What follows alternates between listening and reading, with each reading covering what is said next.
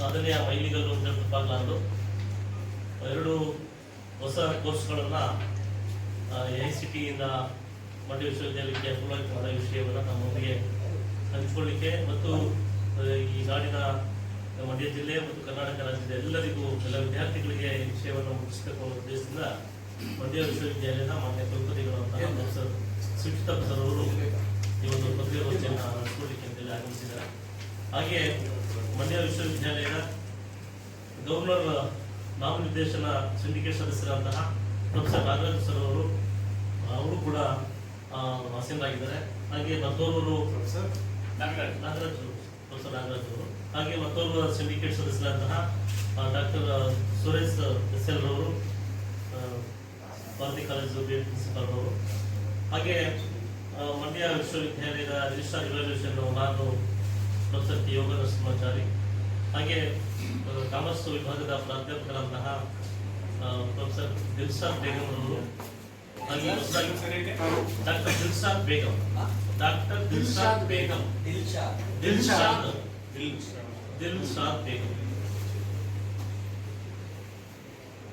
ಈ ನೂತನವಾಗಿ MBA ಕೋರ್ಸ್ಗೆ ಸಂಚಾಲಕನ ನೇಮಕ ಮಾಡಲಾಗಿದೆ.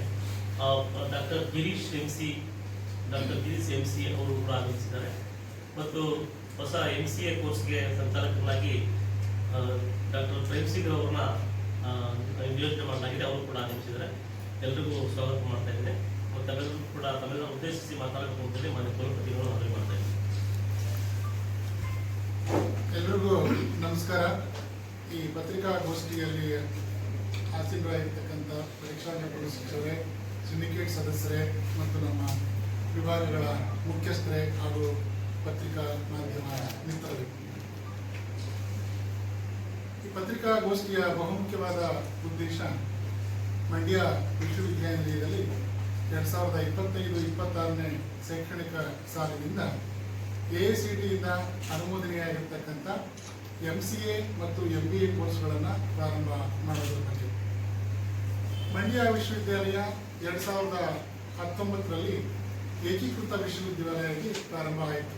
ಅದು ಕೇವಲ ಒಂದು ಕಾಲೇಜು ಮಾತ್ರ, ಮಂಡ್ಯ ಸರ್ಕಾರಿ ಸ್ವಾಯತ್ತ ಕಾಲೇಜು ಇದ್ದಿದ್ದು ಏಕೀಕೃತ ವಿಶ್ವವಿದ್ಯಾಲಯವಾಗಿ ಸಹ ಅನುದಾನಿತ ಸಂಸ್ಥೆಯಲ್ಲಿ ಪ್ರಾರಂಭ ಆಯಿತು. 2023-24ನೇ ಶೈಕ್ಷಣಿಕ ಸಾಲಿನಿಂದ ಕರ್ನಾಟಕ ಸರ್ಕಾರ ಮೈಸೂರು ವಿಶ್ವವಿದ್ಯಾಲಯದಿಂದ ಬೇರ್ಪಡಿಸಿ ಮಂಡ್ಯ ಜಿಲ್ಲೆಯ ಒಟ್ಟು 48 ಕಾಲೇಜುಗಳ ಸಂಯೋಜನೆ ಮಾಡುವ ಮೂಲಕ ಸ್ವತಂತ್ರ ವಿಶ್ವವಿದ್ಯಾಲಯ ಪ್ರಾರಂಭ ಆಯಿತು 2023-24ರಿಂದ.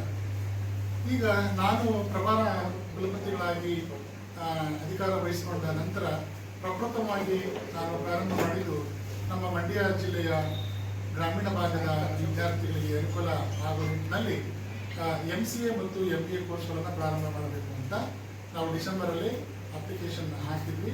ಅದು AICTEಯಿಂದ ಕೇಳಿದಂತೆಲ್ಲ ದಾಖಲೆಗಳನ್ನು ಒದಗಿಸುವ ಮೂಲಕ ನಮಗೀಗ ಕಳೆದ ಭಾನುವಾರದಂತೂ ಅಧಿಕೃತವಾಗಿ AICTEಯಿಂದ ನಮಗೆ MBA ಮತ್ತು MCA ಕೋರ್ಸ್ಗೆ ಅನುಮೋದನೆ ದೊರೆತು. ನಮ್ಮಲ್ಲಿ ಒಟ್ಟು BCA ಫಸ್ಟ್ BCAನಲ್ಲಿ 380 ಜನ ವಿದ್ಯಾರ್ಥಿಗಳಿದ್ದಾರೆ, ಸೆಕೆಂಡ್ BCAನಲ್ಲಿ 370 ಇದ್ದಾರೆ, ಥರ್ಡ್ BCAನಲ್ಲಿ 180, ಒಟ್ಟು 930. ಇದು ನಮ್ಮ ಕಾನ್ಸ್ಟೆಂಟ್ ಕಾಲೇಜು, ನಮ್ಮ ಮಂಡ್ಯ ವಿಶ್ವವಿದ್ಯಾಲಯದ ಕಾನ್ಸ್ಟೆಂಟ್ ಕಾಲೇಜು ಮಾತ್ರ. 48 ಕಾಲೇಜುಗಳಿಗೂ ನಾನು ಅಂಕಿಅಂಶ ಕೊಡ್ತಾ ಇಲ್ಲ, ಕೇವಲ ನಮ್ಮ ಕಾಲೇಜು ಮಾತ್ರ ಇದನ್ನು ಹೇಳ್ತಾ ಇದ್ದೀನಿ. ನಮ್ಮ BCA ಇಷ್ಟು ಜನ BCA ಇತ್ತು. ಇವರೆಲ್ಲರೂ ಕೂಡ ಬೇರೆ ಬೇರೆ ವಿಶ್ವವಿದ್ಯಾಲಯಗಳಿಗೆ MCA ಮಾಡಲಿಕ್ಕೆ ಹೋಗ್ತಾ ಇದ್ರು.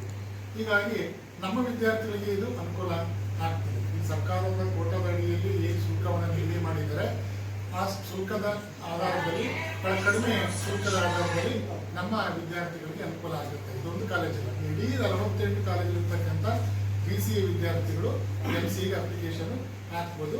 ಈಗ ನಮಗೆ 60 ಸೀಟು AICTEಯಿಂದ ಅಪ್ರೂವಲ್ ಆಗಿದೆ. ಅದೆಲ್ಲವೂ ಕೂಡ KEA ಮೂಲಕ ಬರುವಂಥದ್ದು, ಕರ್ನಾಟಕ ಎಕ್ಸಾಮಿನೇಷನ್ ಅಥಾರಿಟಿಯ ಮೂಲಕ ಅವರು ನೇಮಕ ಆಗಿ ಬರುವಂಥದ್ದಕ್ಕೆ ನಾವು ಅಡ್ಮಿಷನ್ ಮಾಡ್ಕೊಡ್ತೀವಿ.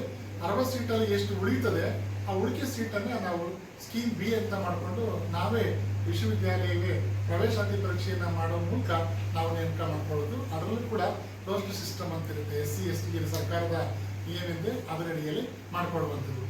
ಇದರ ಜೊತೆಗೆ ನಮಗೆ BScಲೂ ಕೂಡ ಕಂಪ್ಯೂಟರ್ ಸೈನ್ಸ್ ಇದೆ, ಒಂದು ಆಪ್ಷನ್ ಆಗಿ ತಗೊಂಡು ಹೋಗ್ತಾರೆ. ಆ ವಿದ್ಯಾರ್ಥಿಗಳು ಕೂಡ MCA ಮಾಡ್ಬೋದು.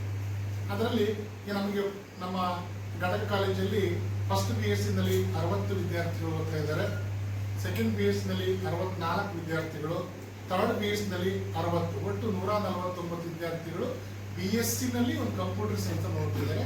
ಅವರು ಕೂಡ MCAಗೆ ಇಲ್ಲೇ ನಮ್ಮ ಮಂಡ್ಯ ವಿಶ್ವವಿದ್ಯಾಲಯಕ್ಕೆ ಅರ್ಹರಾಗಿರ್ತಾರೆ. ಮತ್ತೆ ಅದ್ರ ಜೊತೆಗೆ ನಮ್ಮಲ್ಲಿ ಇನ್ನು MSc ಕಂಪ್ಯೂಟರ್ ಸೈನ್ಸ್ ಇದೆ. MSc ಕಂಪ್ಯೂಟರ್ ಸೈನ್ಸ್ ಅನ್ನ ಅದು ಮಂಡ್ಯ ವಿಶ್ವವಿದ್ಯಾಲಯವೇ ಅದನ್ನ ಪ್ರವೇಶಾತಿ ಮಾಡ್ಕೊಳ್ಳುವಂಥದ್ದು. ಈಗ ಫಸ್ಟ್ MSc ನಲ್ಲಿ 14 ಜನ ಇದ್ದಾರೆ, ಸೆಕೆಂಡ್ MSc ಕಂಪ್ಯೂಟರ್ ಸೈನ್ಸ್ ಅಲ್ಲಿ ಹೇಳುವಂಥದ್ದು 18, ಒಟ್ಟು 34 ಜನ ವಿದ್ಯಾರ್ಥಿಗಳು MSc ಕಂಪ್ಯೂಟರ್ ಸೈನ್ಸ್ ಓದ್ತಿದ್ದಾರೆ. ಅದು AICTE ಅನುಮೋದನೆ ಅಲ್ಲ, ಇದು ನಮ್ಮ ಮಂಡ್ಯ ವಿಶ್ವವಿದ್ಯಾಲಯದ ಡಿಗ್ರಿ. ನಾವು ವಿಶ್ವವಿದ್ಯಾಲಯ AICTE ಅನುಮೋದನೆ ಪಡ್ಕೊಳ್ಳದೆ ಮಾಡಕ್ಕೆ ಅರ್ಹತೆ ಇದೆ. ನಾವು ಯಾಕೆ AICTE ಇಂದ ನಾವು ಅನುಮೋದನೆ ಪಡ್ಕೊಂಡ್ವಿ ಅಂದ್ರೆ ಅವ್ರು ಬೇರೆ ಬೇರೆ ಕಡೆ ಉದ್ಯೋಗಕ್ಕೆ ಹೋಗುವಾಗ AICTE ಇಂದ ಅನುಮೋದನೆ ಇದ್ರೆ MCA ಡಿಗ್ರಿಗೆ ಒಳ್ಳೆ ಬೆಲೆ, ಈಗ ಒಳ್ಳೆ ಮಾರ್ಕೆಟಿಂಗು.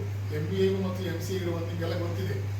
MBA MCA ಪ್ರೈವೇಟ್ ಯೂನಿವರ್ಸಿಟಿನಲ್ಲಿ ಎಷ್ಟು ಡಿಮ್ಯಾಂಡ್ ಇರುತ್ತೆ. ಆ ಕಾರಣಕ್ಕೋಸ್ಕರ AICTE ಅಪ್ರೂವಲ್ ಆದರೆ ಅವ್ರ ಉದ್ಯೋಗಕ್ಕೆ ಬಹಳಷ್ಟು ಅನುಕೂಲ ಆಗ್ತದೆ ಅನ್ನೋ ಕಾರಣಕ್ಕಾಗಿ ನಾವು MCA ಇಂದ ಅನುಮೋದನೆ ಪಡ್ಕೊಂಡಿದ್ದೀವಿ. ಇದು MCA. ಇದು MBA ಸಂಬಂಧಪಟ್ಟಂತೆ 120 ಸೀಟು ನಮ್ಗೆ ಅನುಮೋದನೆ ದೊರಕಿರುವಂಥದ್ದು. ಬಹಳ ದೊಡ್ಡ ಸಂಖ್ಯೆಯಲ್ಲಿ ನಮ್ಮ ಸಿಕ್ಕಿದೆ 120 ಸೀಟು.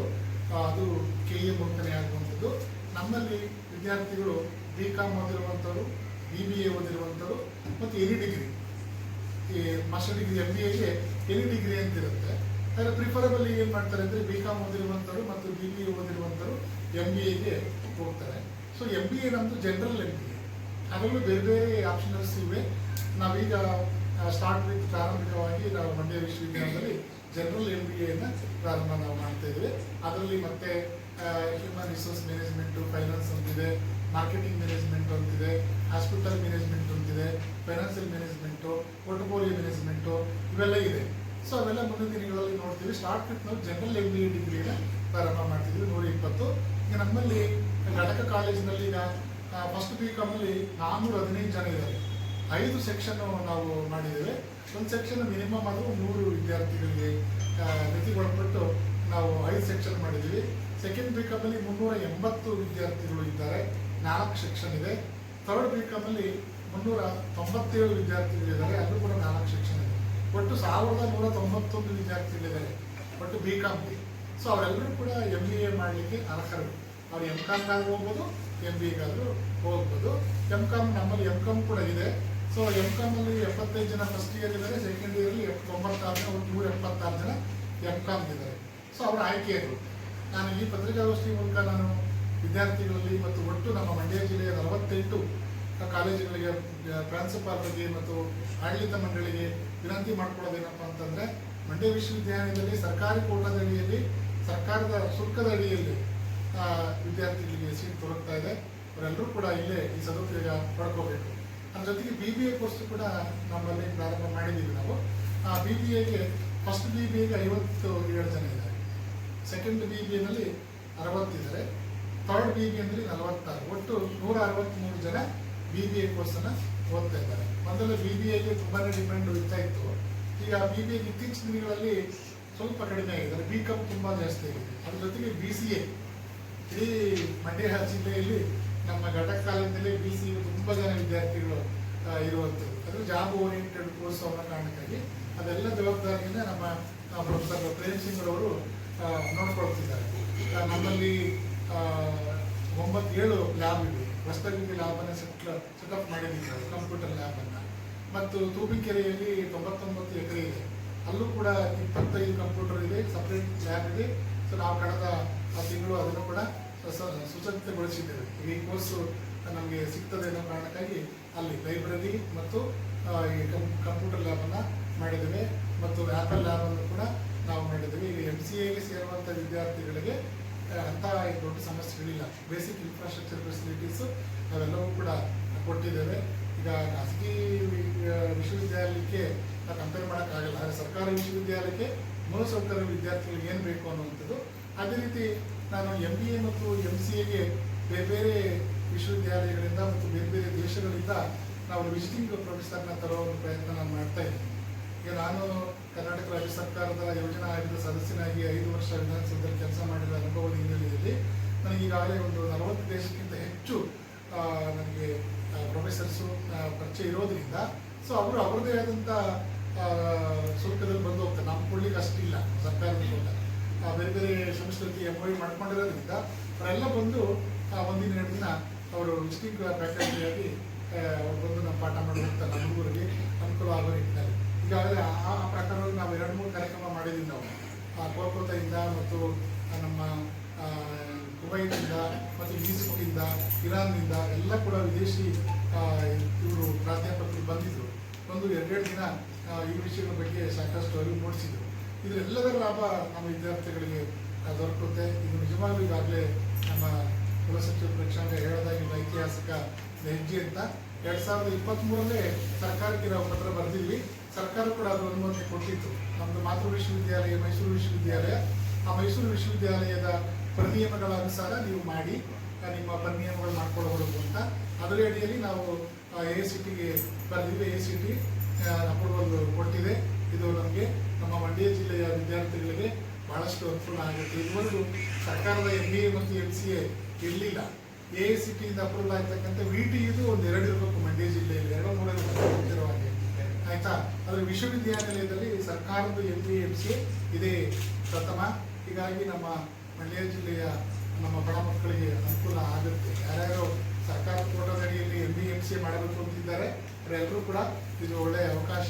ದಯಮಾಡಿ ನೀವೆಲ್ಲರೂ ಕೂಡ ನಮ್ಮ ಇಡೀ ಮಂಡ್ಯ ಜಿಲ್ಲೆಯ ಎಲ್ಲ ಕಾಲೇಜುಗಳಿಗೆ ತಲುಪುವಂತೆ ಈ ಮಾಹಿತಿಯನ್ನು ವಿತರಿಸಿ ಆ ಮೂಲಕ ಇದರ ಸದುಪಯೋಗವನ್ನು ಪಡ್ಕೊಳ್ಳಿ ಅಂತ ಹೇಳ್ತೇನೆ. ನಮ್ಮಲ್ಲಿ 20 ಜನ ಇದ್ದಾರೆ BCAಗೆ. MCAಗೆ ನಾವು ಎಷ್ಟು ಜನ ಅಡ್ಮಿಷನ್ ಆಗ್ತಾರೆ ಅಂತ ನೋಡಿಕೊಂಡು ನಮ್ಮ ಕರ್ನಾಟಕ ಸರ್ಕಾರದ ನಿಯಮಾನುಸಾರ ನಾವು ಕರೀಲೇಬೇಕು. ಅಡ್ವರ್ಟೈಸ್ ಮಾಡಿ ಇಂಟರ್ವ್ಯೂ ಮಾಡಿ ಮಾಡ್ಕೊಡ್ತೀವಿ. ನಾವು ಸದ್ಯಕ್ಕೆ ಈಗ ಫ್ಯಾಕಲ್ಟಿ ನಮ್ಮಲ್ಲಿ ಇಲ್ಲ. ಈಗ ಅವರನ್ನೇ ನಾವು ಆಲ್ರೆಡಿ ಸೀನಿಯರ್ ಮೋಸ್ಟ್ ಅವರು ನಮ್ಮ ಕಂಪ್ಯೂಟರ್ ಸೈನ್ಸಲ್ಲಿ ಅವರಿಗೆ BCAಗೆ ಮತ್ತು BSc ಕಂಪ್ಯೂಟರ್ ಸೈನ್ಸ್ಗೆ ಮತ್ತು MSc ಕಂಪ್ಯೂಟರ್ ಸೈನ್ಸ್ಗೆ ಅವರೇ ನೋಡ್ಕೊಳ್ತಿದ್ದಾರೆ. ಅವ್ರ ಜೊತೆಗೆ 20 ಜನ ಫ್ಯಾಕಲ್ಟಿ ಇದ್ದಾರೆ. ಕರ್ನಾಟಕ ಸರ್ಕಾರ ಇರೋದು ನಮ್ಮ ಮಂಡ್ಯ ವಿಷಯದಲ್ಲಿ ನೇಮಕ ಮಾಡಿಲ್ಲ. ಈಗ ಎಷ್ಟು ಜನ ಅಡ್ಮಿಷನ್ ಆಗ್ತಾರೆ ಆ ಪ್ರಕಾರವಾಗಿ ನಾವು ಅಡ್ವರ್ಟೈಸ್ಮೆಂಟ್ ಕೊಟ್ಟು ತಗೊಳ್ತೀವಿ. ಅದೇನು ಸಮಸ್ಯೆ ಆಗಲಾರ್ದು ಸರ್.